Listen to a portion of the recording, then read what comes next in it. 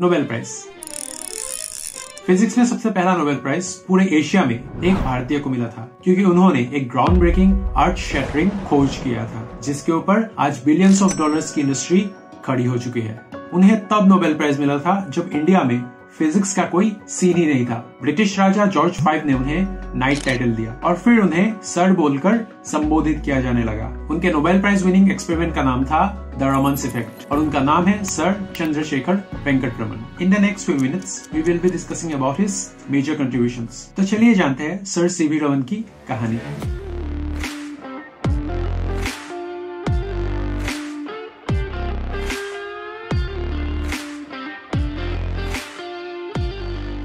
1921 में जब वो इंग्लैंड की ओर जा रहे थे, तब वो मेडिटेरियन सी को देखकर फैसिनेट हो गए और वो सोचने लगे, समुद्र का पानी नीला क्यों है?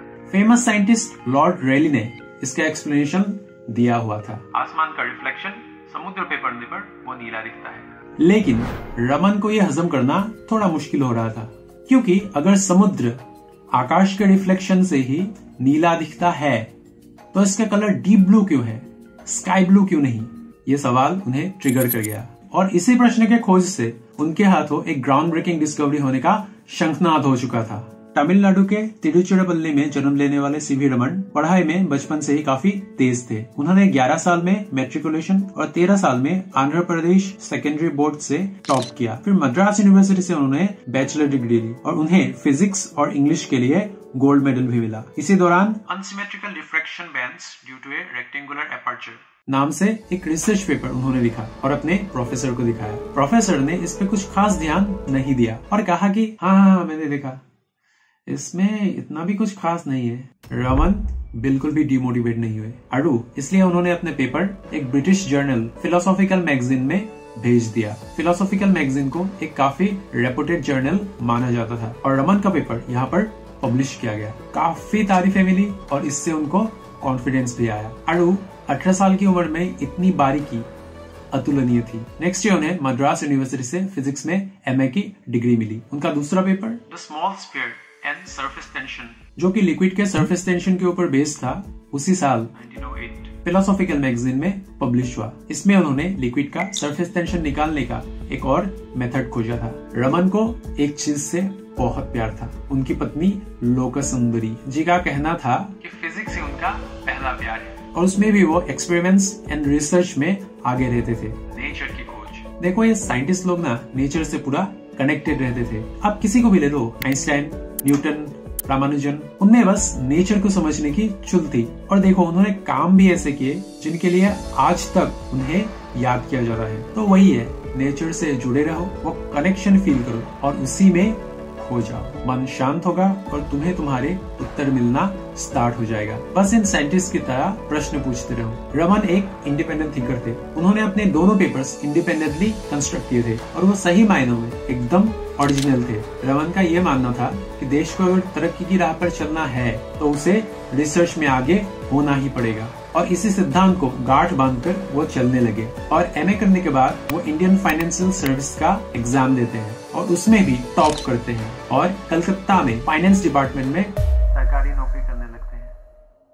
असल में 1907 में भारत में साइंस और साइंटिफिक रिसर्च में कुछ स्कोप ही नहीं था, इसलिए उन्हें जॉब ज्वाइन करना पड़ा। कुछ वक्त बाद वो Indian association for the cultivation of science, in short ISS में रिसर्च करने का परमिशन मांगने जाते हैं। ISS के प्रेसिडेंट आशुतोष मुखर्जी ने उन्हें देखकर आश्चर्य व्यक्त किया और कहा कि रिसर्च करने की इच्छा जताने वाले वो पहले व्यक्ति मिले और वो लोग सालों से एक ऐसे व्यक्ति की राह देख रहे थे। और फिर रमन दिन में जॉब और रात को रिसर्च करने लगते हैं। देखो इंडिया में साइंटिफिक रिसर्च के द्वार खोलने में रमन का काफी बड़ा योगदान है। ISS में वो काफी सारे टॉपिक्स पर रिसर्च करने लगे और अपने पेपर्स को भी वो पब्लिश करने लगे। 1907 से 1917 तक वो अपने खाली वक्त में रिसर्च वगैरह में ही लगे रहते थे। इस दौरान वे म्यूजिकल इंस्ट्रूमेंट्स जैसे तबला, मृदंगम इत्यादि पर रिसर्च कर रहे थे। रमन ने पूरे एसोसिएशन को एक मधुमक्खी के छत्ते जैसा बना दिया था। उनके दृढ़ता और समर्पण से प्रभावित होकर यंग स्टूडेंट्स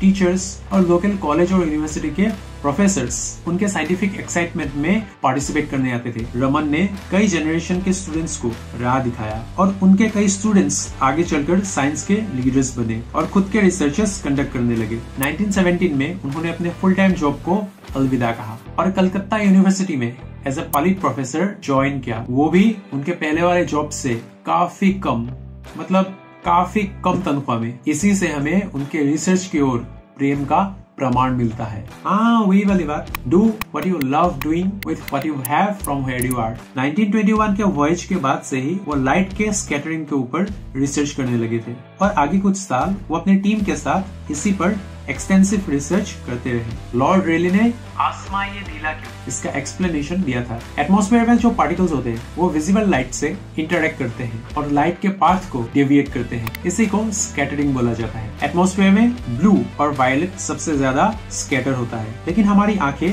ब्लू लाइट के लिए ज्यादा सेंसिटिव होती है, इसलिए आसमान हमें नीला दिखता है। यही बात समुद्र के केस में उन्होंने कैजुअली बोल दिया कि आसमान के रिफ्लेक्शन की वजह से समुद्र का पानी नीला होता है। रमन ने अपने वॉयज के दौरान ही इसके ऊपर एक्सपेरिमेंट्स चालू कर दिया। उन्होंने देखा कि निकोल प्रिज्म और कुछ कलर फिल्टर्स की मदद से स्काई लाइट को एलिमिनेट करने पर भी ओशन का कलर डीप ब्लू आ रहा है। इससे रमन ने ये कंक्लूड किया, वाटर मॉलिक्यूल्स लाइट के साथ इंटरेक्ट करके ब्लू लाइट को सबसे ज्यादा स्कैटर करता है, इसलिए ओशन का कलर डीप ब्लू दिखाई देता है। Now let's talk about the elephant in the room, the Raman effect. 1921 के वॉयज के बाद से ही वे लाइट के स्कैटरिंग के ऊपर रिसर्च कर रहे थे। फिर जाकर 1928 को उनके हाथ एक काफी बड़ा सुराख लगा। उन्होंने 65 अलग लिक्विड्स को प्यूरिफाई किया और उनके बीच में से लाइट को पास करके देखा।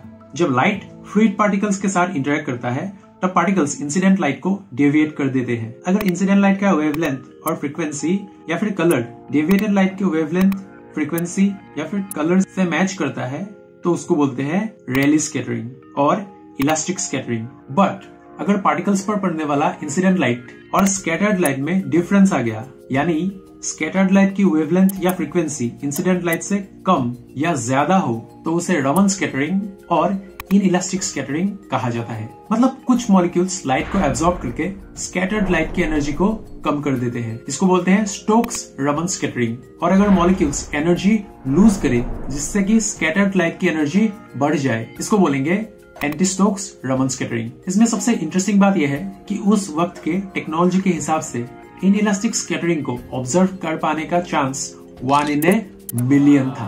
1928 के 28 फरवरी को उन्होंने एक मोनोक्रोमेटिक लाइट सोर्स के साथ इस एक्सपेरिमेंट को परफॉर्म किया और उन्होंने स्कैटर्ड लाइट को इंसिडेंट के बगल में एक डार्क बैंड से इनइलास्टिक स्कैटरिंग को ऑब्जर्व किया।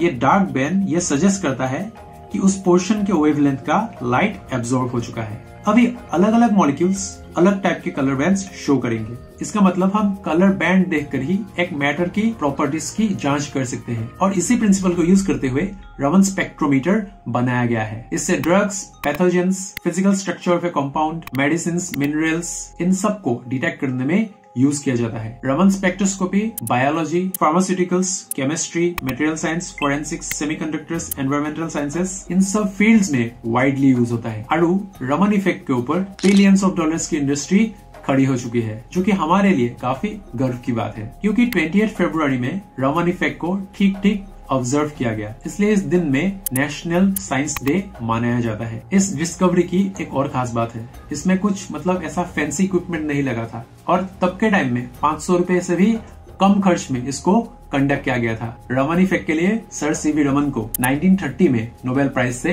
नवाजा गया। उन्होंने आने वाले जनरेशंस को साइंस परस्यू करने के लिए प्रोत्साहित किया। इंडिया के एटॉमिक एनर्जी और स्पेस प्रोग्राम के फादर रेस्पेक्टिवली होमी जहांगीर भाभा और विक्रम साराभाई उनसे काफी प्रभावित थे और रमन ने उन दोनों को काफी इंस्पायर किया। देखो, तुम अगर इंडिया में साइंस की जर्नी को क्लोजली ऑब्जर्व करना चाहते हो तो कंसिडर सब्सक्राइबिंग द चैनल, क्योंकि आगे चलकर मैं इंडिया के कुछ अनसंग हीरोज की कहानी आपके सामने प्रस्तुत करने वाला हूँ। देखो, साइंस डे से रिलेटेड मेरे पास कुछ कहानी तो है, अगर तुम्हारे पास भी है तो कमेंट्स में डालो या फिर इंस्टाग्राम में भी डाल सकते हो और मुझे अगर मौका मिले तो मैं जरूर कभी सुनाऊंगा। तो तब तक के लिए thank you so much for watching and enjoy.